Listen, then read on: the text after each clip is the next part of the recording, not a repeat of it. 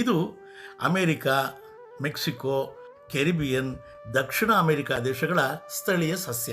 ಪೆಸಿಫಿಕ್ನ ಹೆಚ್ಚಿನ ಭಾಗಗಳಲ್ಲಿ ಹಾಗೂ ಆಫ್ರಿಕಾ ಮತ್ತು ಏಷ್ಯಾದ ಕಡಿಮೆ ಸಂಖ್ಯೆಯ ದೇಶಗಳಲ್ಲಿ ಈ ಸಸ್ಯ ಸ್ವಾಭಾವಿಕವಾಗಿ ಕಂಡುಬರುತ್ತೆ. ಈ ಗಿಡಕ್ಕೆ ಒಂದಲ್ಲ ಬೇಕಾದಷ್ಟು ಹೆಸರುಗಳಿದ್ದಾವೆ.